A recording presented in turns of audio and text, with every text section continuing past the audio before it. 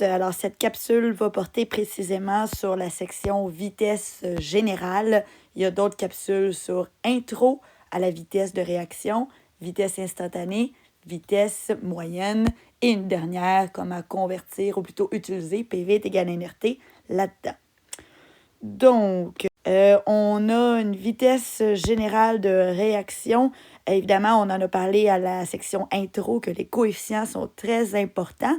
Mais donc, s'il faut étudier à chaque fois la vitesse de chacun des réactifs ou de chacun des produits, comment on fait pour déterminer la vitesse générale d'une réaction? Parce que c'est bien beau de s'intéresser à un réactif ou à un seul produit, mais quand on veut savoir la vitesse de combustion, par exemple, d'une bûche, bien, c'est nécessaire d'avoir la vitesse générale de la combustion du bois, par exemple. Donc, ce qu'on va faire, c'est qu'on va appliquer une formule générale qu'on va bien évidemment adapter en fonction de ce qui nous intéresse. Cette formule générale va mettre en lumière l'importance des coefficients, comme on le voyait dans la capsule introduction. Donc, on disait que s'il y avait un coefficient C qui était 3 fois plus grand, la vitesse serait 3 fois plus grande. Donc, comment on va l'appliquer, cette nouvelle formule de vitesse générale? C'est que la vitesse générale, on va l'exprimer comme étant n'importe quelle vitesse dont le coefficient serait 1. Donc, qu'est-ce que ça veut dire ça? Ça veut dire qu'advenant le cas que le réactif A aurait un coefficient de 1, eh bien, le A aurait la vitesse générale.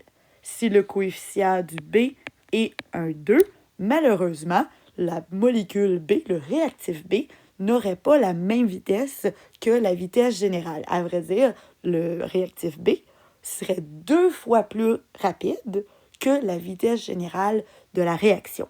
Donc, comment on fait pour trouver la vitesse générale d'une réaction? Eh bien, on cible les informations de n'importe quelle molécule qui a un coefficient de 1. À ce moment-là, cette molécule-là aura la même vitesse que la vitesse générale. Advenant le cas où aucun coefficient serait 1, c'est possible, même si on réduit à sa plus simple expression une équation algébrique, on pourrait avoir des coefficients de 2, de 3, de 5 et de 4. Et bien à ce moment-là, on prend n'importe quelle molécule et on l'adapte. Donc, comment on ferait dans ce cas-ci? Alors, advenant cet exemple-ci, on écrirait que la vitesse générale serait équivalente à la vitesse de la molécule B sur son coefficient, c'est-à-dire 2. Donc, si je veux trouver la vitesse générale, je n'ai qu'à prendre la vitesse du B et de la diviser par 2 pour retrouver la vitesse générale, et ainsi de suite. On regarde un exemple. Donc, l'exemple ici, c'est une neutralisation. On a l'acide, la base, le sel et l'eau, et on te donne des informations. 6 moles de base ont été complètement neutralisés en 12 secondes. Alors, le mot « complètement » ici va nous être utile, et on veut savoir la vitesse générale de la réaction. Alors, notre première étape va être de comprendre, plutôt de former notre formule. La formule, c'est que la vitesse générale va être égale à la vitesse du MgOH2, qui est la base, sur un coefficient de 1. Donc, on constate que la vitesse générale et la vitesse de ma base vont être le même. Donc, parce que les deux ont la même vitesse, on a le droit d'utiliser les informations de la base. Quelles sont ces informations-là? On va aller les trouver. Donc, MgOH2, c'est un réactif, donc valeur absolue de la variation des réactifs sur la variation de temps. Ça correspond à quoi? Eh bien, au final, vu que la réaction a complètement été neutralisée, on a 0 mol.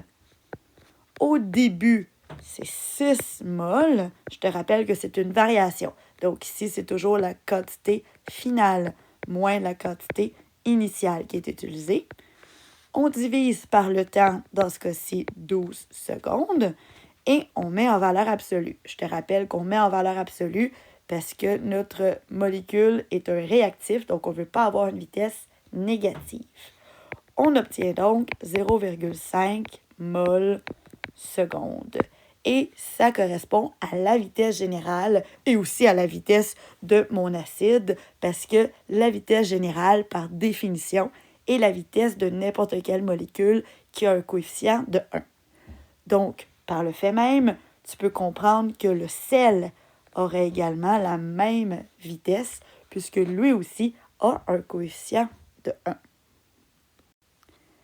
Si on va voir la vitesse de l'acide, par contre, donc il faut écrire une nouvelle formule ou y aller par logique.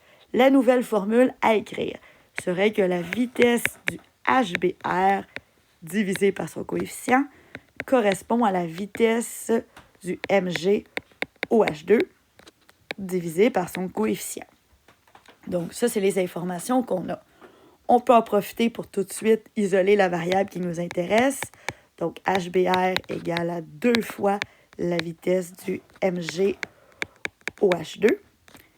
Et donc, suite à la dernière analyse de tout à l'heure, on comprend qu'on va faire 2 fois 0,5 mol par seconde. Donc, on obtient 1 mol par seconde. Ce serait notre réponse finale. Évidemment, comme le coefficient de l'acide est le même que le coefficient de l'eau, on peut également en profiter pour dire que c'est non seulement la vitesse de l'acide, mais également la vitesse de l'eau. Donc, voilà les informations. Si tu veux être plus rapide, si c'est un choix de réponse, tu n'es pas obligé de m'écrire toute la formule. Tu peux évidemment y aller par logique, comme le coefficient double, à ce moment-là, la vitesse double. Donc voilà, j'espère que ça t'a aidé à comprendre le concept de vitesse générale. Passe une excellente fin de journée.